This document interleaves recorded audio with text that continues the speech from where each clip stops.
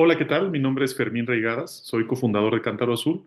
y voy a dar continuidad a lo que ha expuesto mi colega Mónica Olvera.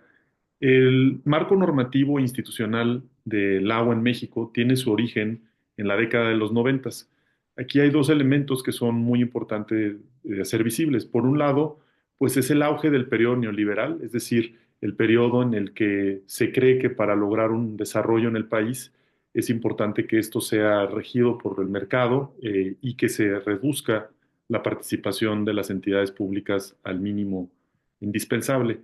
Y por otro lado, también esto se da en un contexto de descentralización del gobierno federal hacia los municipios. De manera específica, la responsabilidad de prestar los servicios de agua pasa hacia los municipios. Y también se da en un contexto en donde se prioriza la inversión en infraestructura. Estos elementos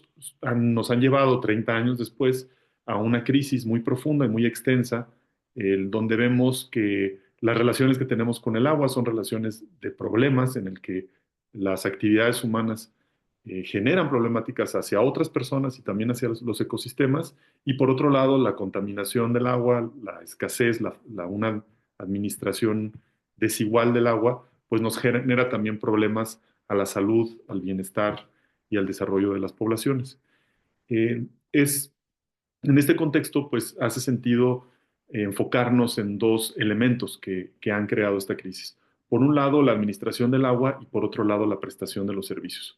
La administración del agua en México está codificada a través de la Ley de Aguas Nacionales y aquí se presenta una perspectiva neoliberal en la que se ve que el agua va a ser administrada en respuesta a presiones del mercado y se desmantela de cierta forma la gestión pública del agua y la capacidad de regulación del gobierno sobre los mercados y sobre la administración del agua en general. Por otro lado, en la prestación de los servicios vemos cómo se distribuye esta responsabilidad hacia los municipios, pero no se generan las instituciones adecuadas para fortalecer a los municipios y lograr que se brinden servicios adecuados de agua y de saneamiento a la población. También se empieza a invertir de manera significativa en la infraestructura, pero se debilita a las instituciones y esto nos ha llevado a que exista una implementación de infraestructura que no funciona y que se generan pues una de las corrupciones más grandes, pues, inversiones de miles de millones de pesos, por ejemplo, en las plantas de tratamiento, en sistemas de agua que distribuyen agua contaminada, que distribuyen agua de manera esporádica y pues todas estas fallas le transfieren los costos hacia la población y a los ecosistemas. Con los retos generados por esta crisis y pues se ha desarrollado todo un contexto de desigualdad y marginación que han incidido en que surjan pues propuestas alternativas y en especial que se lleven a cabo reformas constitucionales como el reconocimiento del derecho humano al agua y al saneamiento y la gestión equitativa y sustentable del agua en el cuarto constitucional en el 2012 y por otro lado también en el artículo segundo constitucional donde se reconoce que los pueblos originarios tienen el derecho de administrar los recursos naturales en los territorios que ocupan, que viven, que habitan. Sin embargo, no ha habido una articulación de estos cambios en la Constitución, en la legislación secundaria, y seguimos contando con una legislación que responde a lo que era importante y a las perspectivas que se veían en la época de los noventas que han creado esta crisis. Lo que es fundamental y lo marca la Constitución es que se tiene que crear una ley general de aguas que siente las bases para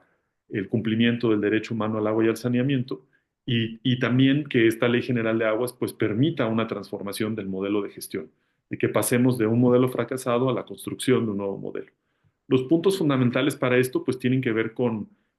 una ley general de aguas que incorpore la administración del agua, es decir, que abrogue a la ley de aguas nacionales y que le permita al Estado recuperar la rectoría sobre la administración del agua. Esto implica reducir la duración de las concesiones para que las concesiones realmente puedan ser emitidas en un periodo de tiempo en el que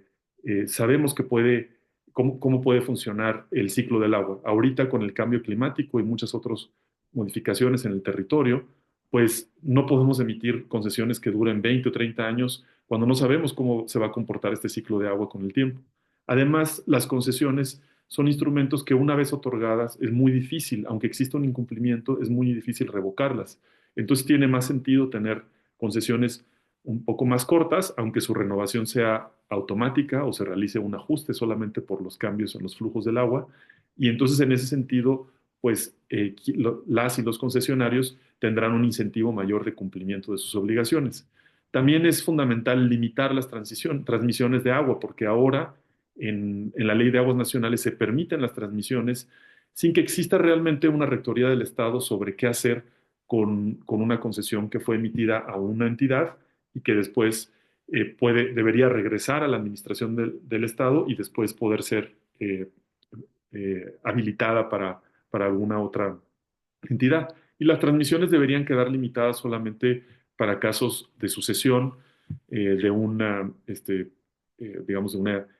herencia o también, por ejemplo, cuando una empresa pasa entre manos de una entidad a otra, pero donde se mantienen las mismas funciones y las mismas actividades en relación con el agua. También es necesario reducir la discrecionalidad de la regulación. Uno de los problemas más grandes es que aunque existe un marco de regulación y es débil, pero aunque existe ese marco de regulación, pues la Comisión Nacional del Agua, que es la entidad que le compete administrar el agua, pues no ha ejercido esa regulación y eso nos lleva pues a todos los casos que conocemos pues de contaminación, de sobreexplotación y de un uso que genera más desigualdad en el acceso al agua. Y bueno, finalmente, al recuperar la rectoría del Estado también es vincular la administración del agua con la prestación de los servicios y el cumplimiento de los derechos humanos asociados al agua. Es decir, es muy importante que no se vea al derecho humano al agua o la prestación del servicio como un elemento y a la administración del agua como el otro. Los dos están intrínsecamente vinculados. Si hay una mala administración del agua, se vuelve muy difícil lograr una prestación adecuada del servicio y por ende se profundiza más la brecha en el cumplimiento del derecho humano al agua y el saneamiento.